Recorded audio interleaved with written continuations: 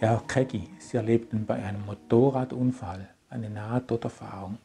Was hatten Sie vor diesem Erlebnis für eine Meinung über Nahtoderfahrungen? Also eigentlich haben die mich gar nicht interessiert. Ich wusste das in dem Sinn wahrscheinlich gar nicht.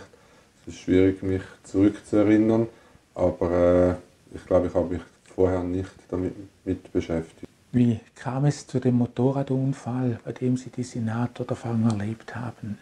Ich war in Spanien unten, das war Weihnachten, Neujahr, zum Wintertraining, Superbike-Training.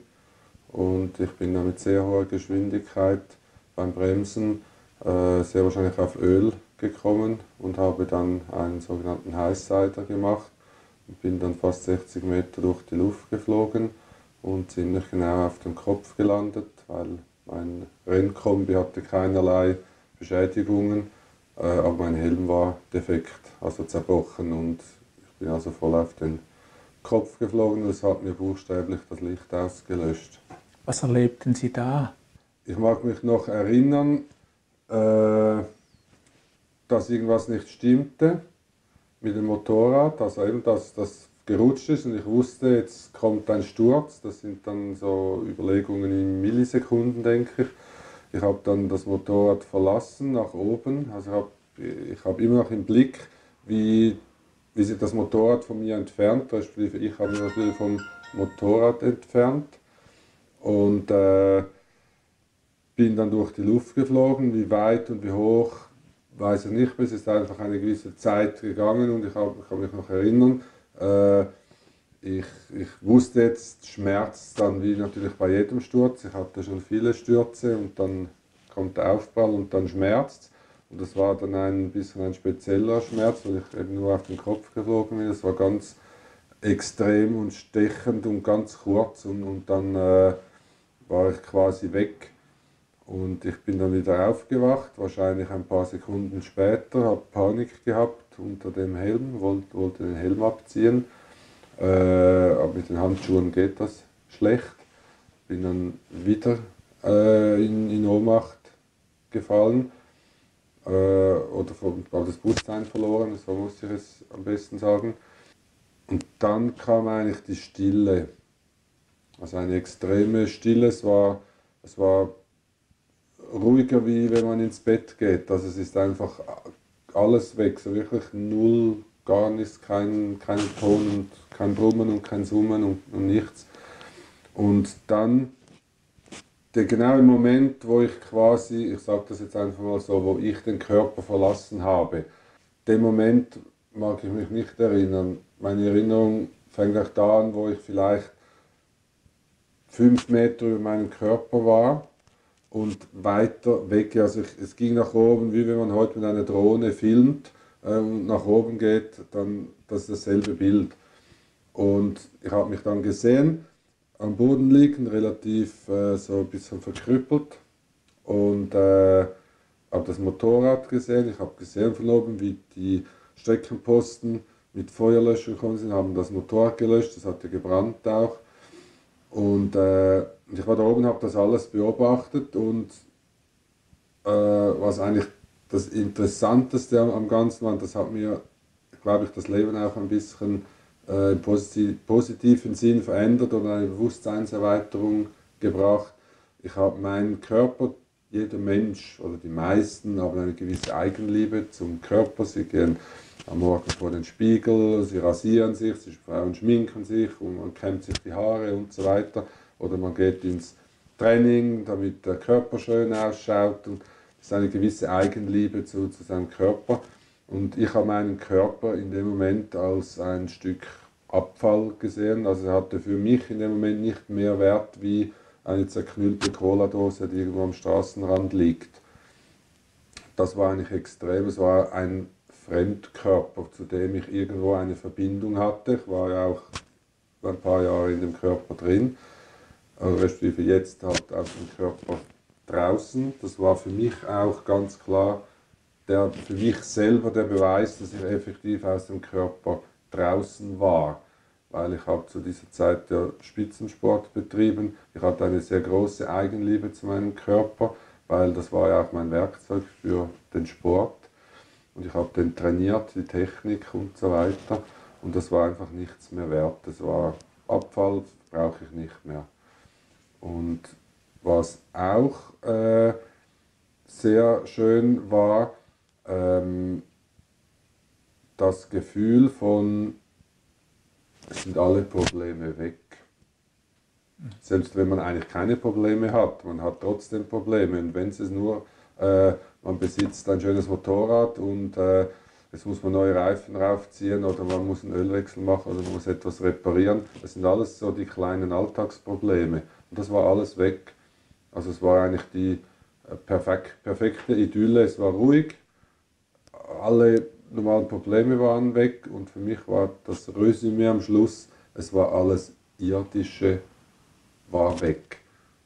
Und seit dem Moment war für mich eigentlich klar, dass alles was ich beziehe das jetzt auf mich, alles was ich auf dieser Welt mache oder besitze, das besitze ich eine Zeit lang, bis ich wieder gehe vielleicht oder bis ich mich trenne von dem. Auch die Leute, es ist alles irgendwo, wie soll ich sagen, wie so ein Dürfen. Ich darf das besitzen, ich darf das pflegen, ich darf das lieben, ich darf das hassen, wie auch immer. Es ist alles irdisch und es ist schön, dass eine gewisse Zeit mit den Menschen oder materiellen Dingen, eine gewisse Zeit zu genießen, aber man muss sich auch trennen können wieder, weil irgendwann kommt der Moment, wo man sich nicht mehr wehren kann, dann trennt man sich von allen diesen Sachen. Und ich habe seit dem Zeitpunkt auch absolut und überhaupt keine Angst vor dem Tod, höchstens vom Sterben. Wie sterbe ich? Das ist die Frage. Es kann sehr schmerzvoll sein zu sterben, es kann sehr ein langer Kampf gegen eine Krankheit oder was auch immer sein. Es kann auch im Schlaf sein und man kriegt nichts mit. Aber vom Tod selber absolut keine Bedenken oder Angst. Was ist Ihnen sonst noch aus dieser Situation in Erinnerung geblieben, als Sie auf Ihren Körper geblickt haben? Gab es da noch gewisse Einzelheiten, die Sie da gesehen haben? Oder haben Sie noch andere Wesen bemerkt? Oder? Nein, absolut nicht. Also ich hatte eben diese Ruhe und es ist schwierig zu erklären, es war sehr hell, aber ich will jetzt nicht sagen, ich habe ein helles Licht gesehen oder so, aber es war einfach in Farbe ausgedrückt weiß, aber es war irgendwie nicht weiß, es war einfach hell. Die Sonne mal gelb, ist die gelb, das ist ja schwierig, aber für mich war es weiß, hell und ja, so rein. Welche Distanz zu Ihrem Körper hatten Sie da etwa? Ich denke, es waren wahrscheinlich 20, 25 Meter. So, wenn ich das jetzt, mein letztes fokussiertes Bild vor meinem geistigen Auge führe und die Distanz schätzen würde, dann sind das vielleicht ja, 25 Meter. Also es waren nicht viel mehr, sondern das rum. Wie lange ging diese Erfahrung? Also wie lange haben Sie diesen Streckenposten zugesehen? Das ist sehr schwierig, weil die Zeit steht eigentlich still da oben. Also wenn ich mir jetzt den Film ablaufen lasse, wie ich da weg bin, wie ich da lebe, was ich als wahrgenommen habe, die Streckenposten sind gekommen und das ist vielleicht eine Minute oder wo ich das so gesehen habe. Und bis ich wieder erwacht bin im Spital, war das, glaube ich, etwa 1,5 Stunden. 1,5 Stunden. Ja. Wie sind Sie wieder zurück in Ihren Körper gekommen? Haben Sie das noch in Erinnerung? Nein, das habe ich nicht in Erinnerung. Es war einfach irgendwie, also ich mag mich noch genau erinnern, wie ich wieder zu mir kam, aber zurück in den Körper, das ging irgendwie ganz, ganz schnell, also so richtig so zack und es war einfach von dem fantastischen Ruhe und weiß, war es dann irgendwo wieder dunkel, wenn man die Augen zumacht. Mhm. Dass man die Augen schließt und so war es dann nachher. Herr Kreggi, was hatte diese Erfahrung für eine Auswirkung auf Ihr weiteres Leben? Sei es vielleicht negative oder positive? Also negative Einflüsse hat es eigentlich höchstens körperlich, Schmerz. Ich würde eigentlich sagen, durchaus positive Auswirkungen. Gewisse Sachen, wo andere Leute daran glauben, habe ich erlebt. Also ich muss es nicht glauben, ich weiß es. Ja, es hat mich eigentlich sehr selbstsicher gemacht und ich weiß, man kann alles erreichen, wenn man es probiert. Und ich habe an meinem Leben danach, also vorher auch schon, aber danach auch viele Sachen gemacht und ausprobiert und dann schlussendlich auch erreicht. Sie haben mir im Gespräch vorhin noch gesagt, dass es wie eine Wesensveränderung gegeben hat. Wie hat sich das geäußert? Also ich hatte laut damaliger Freundin von mir eine Wesensveränderung. Also nicht ein komplett, aber es hat natürlich Dinge gegeben, die für mich nicht mehr so wichtig waren und Sachen, die wichtiger waren. Und ja, durch das habe ich vielleicht in meinen Entscheidungen und Leidenschaften und was auch immer haben sich da Änderungen ergeben.